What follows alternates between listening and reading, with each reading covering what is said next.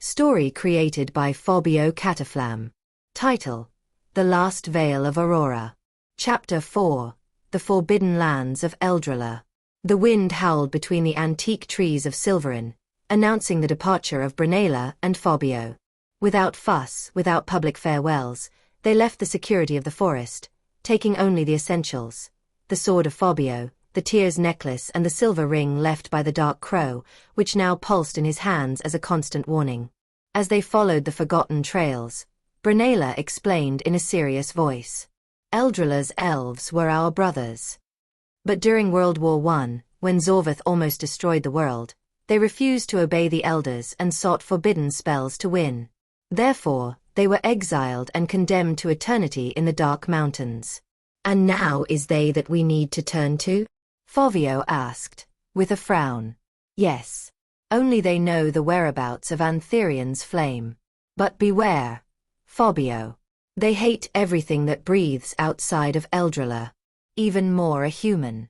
During the crossing, they faced creatures distorted by corruption that was already beginning to spread through the lands around.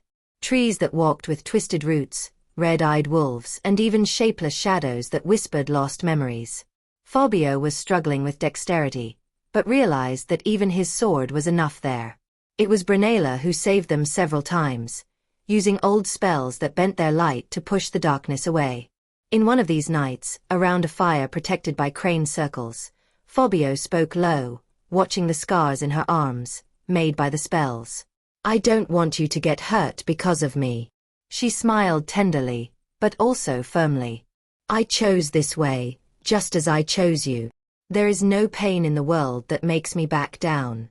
He held his hand gently, and the two were silent, sharing the heat of the fire and the presence of each other, even with the darkness closing around. On the third day of travel, they arrived at the entrance of Eldralar, a black stone arch, covered with moss and forbidden symbols. As soon as they crossed the portal, they felt the difference in the air, denser, loaded with ancestral magic. They were received by hooded archers, who surrounded them immediately. Human does not step on Eldralar, said one of the renegade elves, pointing an arrow directly to the heart of Fábio. Brunella, without hesitation, raised the necklace from the tear of Aurora, which shone intensely, overshadowing all around. We didn't come as enemies. We came out of necessity. Zorvath awakened. The archers hesitated, but opened a passage, taking them before the leader of the fallen, Mayron, a white-haired elf like grey and golden eyes, whose presence exuded power and arrogance.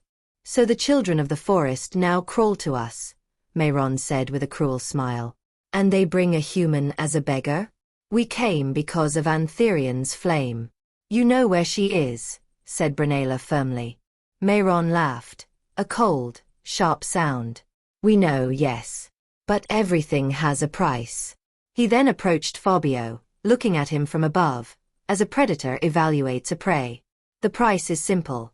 To deliver the flame, the human must renounce his soul, becoming an emptiness, a guardian without memory, attached to Eldralar forever after the fight. The flame will not be given without sacrifice. Fábio did not hesitate. I accept. Brunella widened her eyes, horrified. No. Fábio, no. There must be another way. But he held her hands, with a serene look, albeit full of pain. I've died many times in the wars, Brunella. But this is the first time I can die for something worthwhile. Mayron smiled, pleased with her despair. Bring the flame, he ordered. As the elves disappeared in the shadows, Brunella cried silently, but Fábio wiped his tears softly.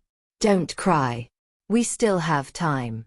And until the end, I will be yours. Shortly thereafter, the elves returned bringing the flame of Antherian, a golden fragment, burning with a living light, almost unbearable to face himself. The deal was sealed. Fábio had condemned his soul to save Elarian. But not all destinations follow the expected path.